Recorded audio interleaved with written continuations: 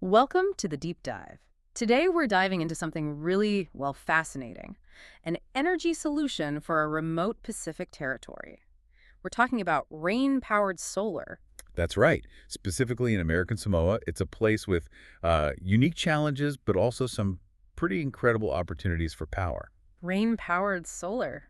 Sounds intriguing. Yeah, what we're really looking at is how using both the sun, which is abundant there, Hmm. and also, immense rainfall, how that could fundamentally change things for American Samoa's power grid. So it's not just about adding another renewable source. Exactly. It's more about altering the whole equation for energy reliability. Think about it, a grid that actually does well, not just in the sun, but maybe especially well when it clouds over and starts raining. Okay. It's not just about generating more power. It's potentially about, well, unprecedented resilience, Mhm. especially for island nations that can be quite vulnerable. All right, let's unpack that resilience idea. You mentioned challenges. I read somewhere, is it really true they pay almost 3 times the average U.S. electricity rate?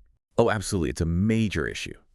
American Samoa relies really heavily on imported fossil fuels, like over 98% of its electricity. Wow.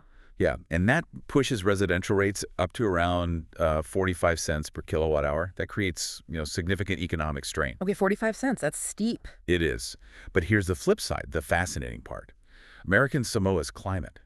They get a staggering amount of rain, about 3,250 millimeters a year. That's, what, 128 inches? Roughly, yeah.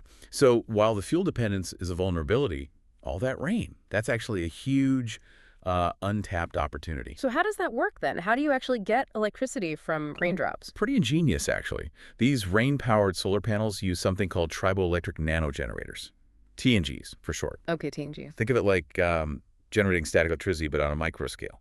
When a raindrop hits the panel surface, specifically these advanced graphene layers. The graphene, right. Super thin carbon sheets. Yeah. Exactly. Highly conductive. So the friction between the raindrop and that layer creates an electrical charge. It means you're actually generating power while it's raining or cloudy. That sounds, well, revolutionary, especially for a place that sees so much rain. Is this just theoretical or is it, becoming practical? Oh, they're definitely pushing it forward. The technology is advancing fast. For example, researchers in China are modeling what they call droplet-based tangs, Okay. and they've even designed something called bridge array generators. Yeah. The key thing is these designs can increase the peak power output by almost 5 times from the same panel area. 5 times. Yeah, and that directly tackles the big weakness of traditional solar, what happens on those dark, rainy days when normal panels just, well, stop producing much. Right. So if we compare this, you've got traditional solar, great in the sun, not so much in the rain. Then diesel generators, they're consistent, I guess, but dirty and expensive. Very expensive. And the emissions are a big problem, too. So where does rain-powered solar fit in that picture? Well, the promise is consistent output, whether it's sunny or rainy, and the operational costs look really low, estimated around, say, 20 cents per kilowatt hour. Okay, wait. Compared to 45 cents for diesel. Exactly. That's less than half the cost.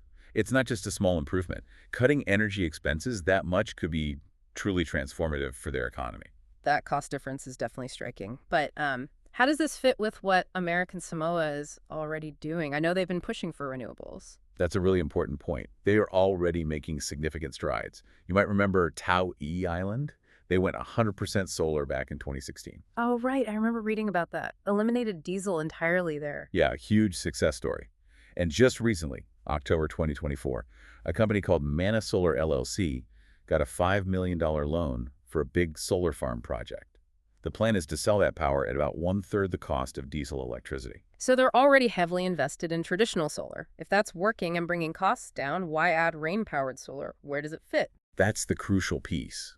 Even with all these great solar projects, American Samoa still faces that challenge of immense rainfall and, frequent tropical storms. Traditional solar alone might struggle to provide consistent, reliable power year-round in those conditions. Okay. So it's about filling the gaps. Very nicely. Rain-powered solar provides that missing element.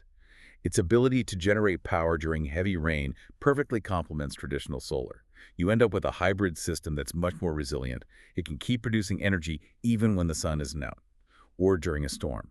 So it sounds like for American Samoa, their quote-unquote bad weather could actually become some of their best energy-producing days. Potentially, yes. That's the exciting part. So what does this all mean for American Samoa's future then, bigger picture?